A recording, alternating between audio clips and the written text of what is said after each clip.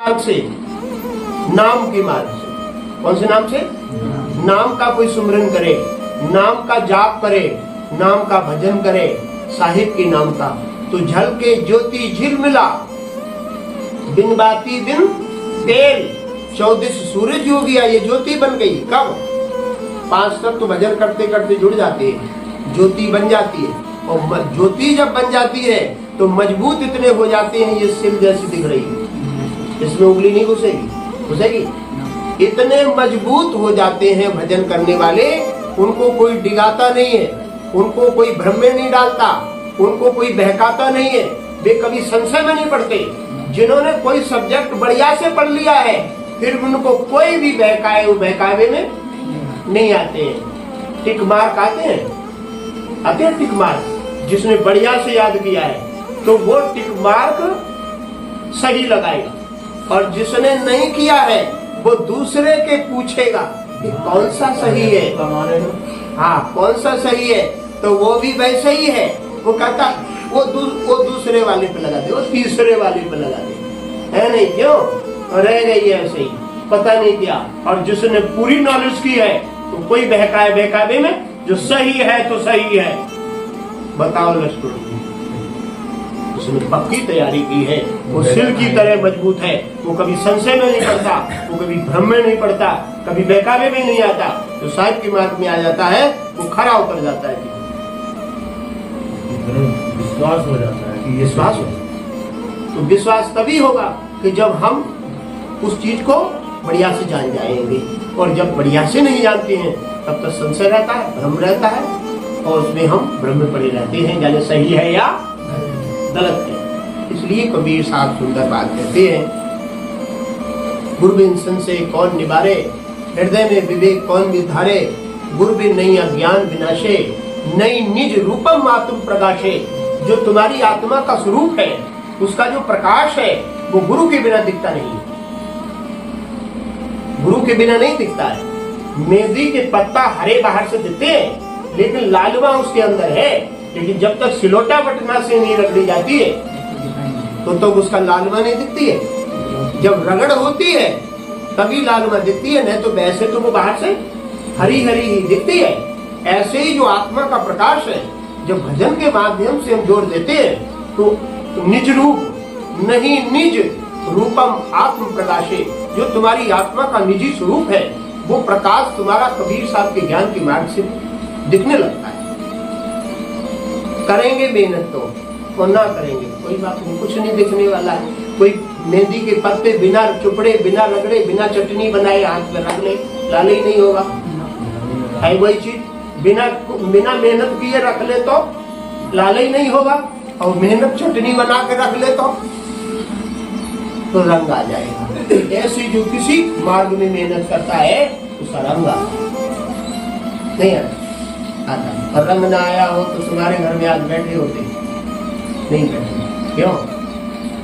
ये सब मेहनत की था। वो आप लोगों ने मेहनत नहीं की होती तो बैंक में बैठे होते नहीं बैठे। सब मेहनत की बात है, हर किसी की मेहनत है।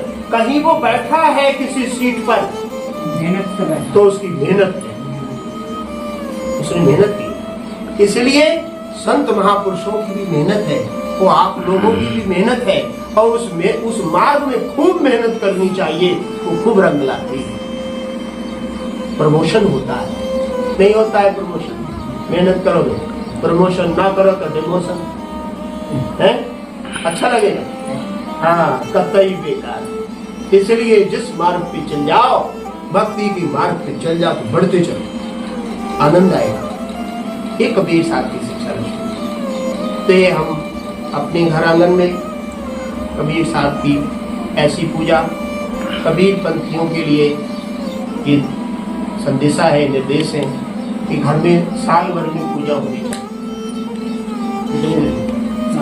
साल भर में होनी चाहिए। कोई ज्यादा बात बड़ी नहीं होती, थोड़ी देर में चला जाता है, थोड़ी देर इतना तो इससे ज्यादा चला जाता है। हाँ, थोड़ा सा डाइजेशन बिगड़ जाए, थोड़ा सा स्वास्थ्य बिगड़ जाए, डॉक्टर जरा सी देर में ले लेता है। और परमात्मा करे तो, परमात्मा ना बिगड़ने तो जबरदस्ती कोई ले जाएगा?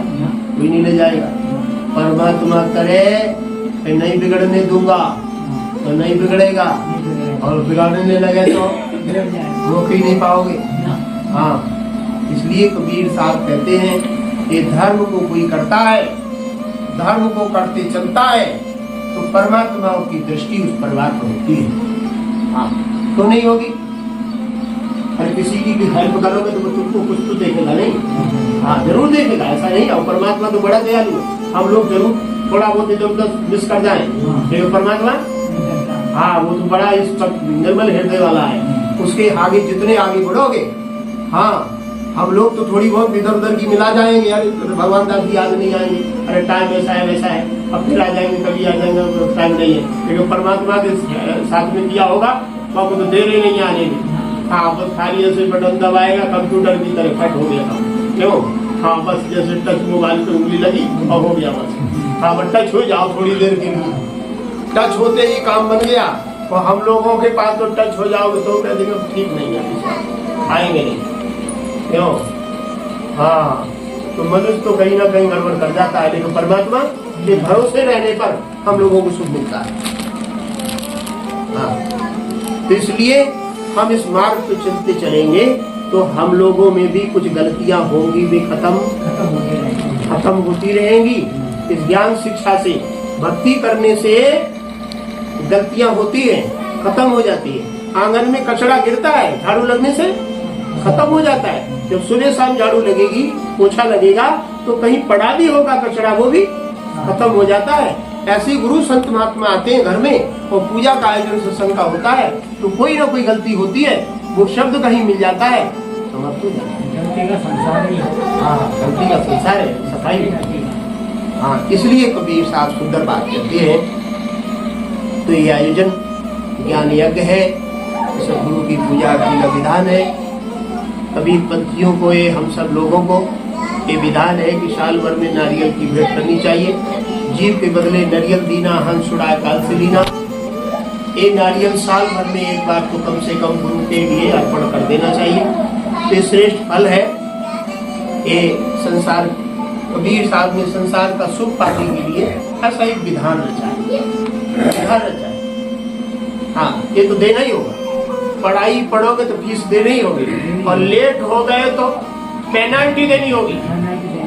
हाँ, न देनी होगी, ये पेनल्टी कभी कभी देनी पड़ती है, फीस हो जाती है। और पहले से ही फीस डेट बाई डेट दे दी तो फीस ही देनी होगी, खाली फीस ही देनी होगी, और नहीं तो पेनल्टी देनी होगी, और ज्यादा चला जाएगा और दुख भी होगा। हाँ, इसलिए समय से पहले फीस जमा कर दोगे तो हाँ दुख नहीं होगा, और वो डांटेगा भी नहीं। एक तो फीस भी दोगे, पेनल्टी भी दोगे और डांटेगा भी। नारियल के बारे में बोला तो खत्म नहीं, नारियल फोड़ता का होते भाई, तुम कहाँ जाओगे भाई, कितना जाओगे। तो कबीर साहब कहते जीव के बदले नारियल दीना, हंस छुड़ाए काल से लीना। ये मर्यादा है कि यदि कोई नारियल की कबीर पंथी कणकी डालकर नारियल भेंट करता है तो साल भर के अंदर वो अपने शरीर को छोड़ नहीं सकता है। कबीर साहब की गारंटी हो जाती है। महीने भर की फीस जमा कर दी तो टीचर तुम्हें क्लास से नहीं निकालेगा, नहीं निकालेगा। कबीर साहब की फीस जमा कर दी तो साल भर तक काल तुम्हारे शरीर को नहीं छीनेगा। उसके बाद साल भर के बाद पेनल्टी पर आ गए हो। हाँ, फिर टीचर की कोई गारंटी नहीं है। हाँ, इसलिए कबीर साहब बड़ी सुंदर बात कहते हैं कि काल से बचना होए तो किसी गुरु पूजा में आकर ये कंठी माला लेने वाले लोगों को ये ऐसा विधान पूरा कर देना चाहिए। कोई ज्यादा बड़ी बात नहीं है, क्यों? कोई ज्यादा बड़ी बात नहीं है। हम तो डर के मारे करते रहते हैं, हम तो साल भर में 2 बार करते हैं, और भक्त लोगों को अपने आश्रम बुलाते हैं, थोड़ा बहुत मोटा भंडारा कर देते हैं, पर डरते रहते हैं परमात्मा जी औरत जैसी गति हमारी मत करती है ना, हमारी बड़ी बेइज्जती होगी। हाँ, क्यों नहीं होगी? हाँ, एक पढ़ा लिखा भाई गलती करे और एक बिना पढ़ा करे तो बिना पढ़ा छोड़ दिया जाएगा, और पढ़ा लिखा वो नहीं छोड़ा जाएगा। तो हम तो पढ़े लिखे, इसलिए हम तो डरते हैं परमात्मा तो कम पढ़े लिखे जैसी हमारी तो ना करिए। हम तो देख रहे हैं, हाँ फीस जमा कराए ले, तू जितनी कराए मिले और तेरी खूब प्रशंसा करें। अब देखो प्रशंसा शायरी की तो है, तो जरूर सुन रहे होंगे जो उपकार साहिब सिरसा में बैठे हमारी ही प्रशंसा कर रहे हैं। तो उस साहिब की 4 बातें ज्ञान की कहीं ना कहीं आती है तो बोल दो, नहीं तो सुबह शाम उस साहिब से प्रार्थना कर लो, हे परमात्मा तुम्हारे हाथ में जीवन है और कोई संकट में आ जाएंगे तो हम आपका नाम नहीं ले पाएंगे। थोड़ी बातें ही तो करनी है, थोड़ा उंगली टच ही तो करना है, ये जीभ से थोड़ा बोलना ही तो है। हाँ कुछ जाएगा नहीं, थोड़ी हाँ वैसे हाँ बकते रहते हैं। थोड़ी प्रार्थना कर लो, हे सदगुरु हमें तो वैसे माफ करते रहना, कहीं ऐसे जीवन कट जाए ना तो हम कबीरपंथी होते हुए, हम तुम्हारे भक्त होते हुए ऐसी दुर्दशा में आ जाएंगे तो लोग कहेंगे ले ये गुरु वाले हैं, है ना, तासे तो हमें ही अच्छे जो तो जो गुरु वाले होकर भी बड़े दुख पा रहे हैं। बदनामी ना होएगी। कब होती है बदनामी? कि हम गुरु वाले होने के बाद भी गुरु को याद नहीं करते हैं, सदगुरु को याद नहीं करते हैं, एडमिशन लेने के बाद भी हम स्कूल नहीं जाते हैं, तो क्या होगा बताओ?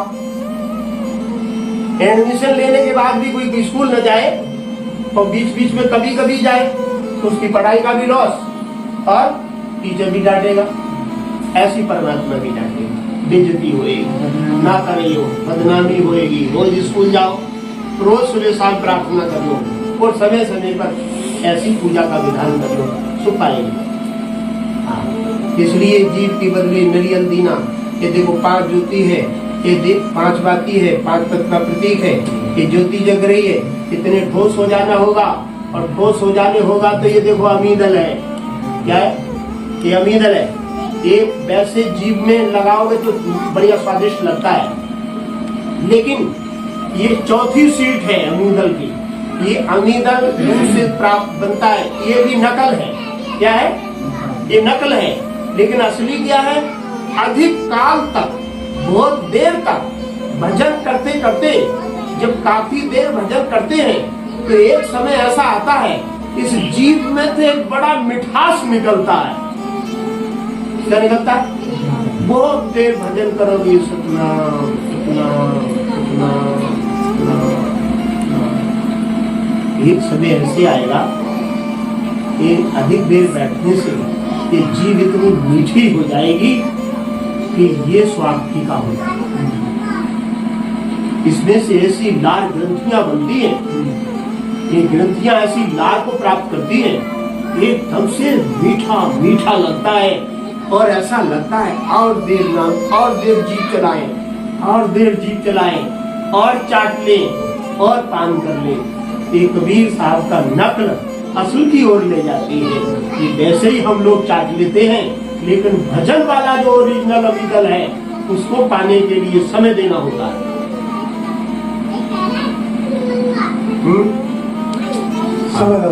समय देना होता है, समय दे करके भजन करोगे, ये सब जो नकल है असल में परिवर्तित हो जाएगी और बड़ा जीव को आनंद होगा।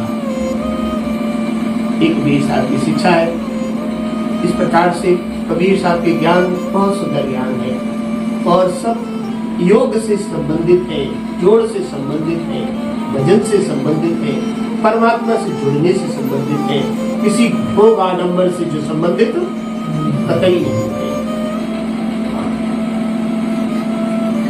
क्या शब्द को सुना देते हैं?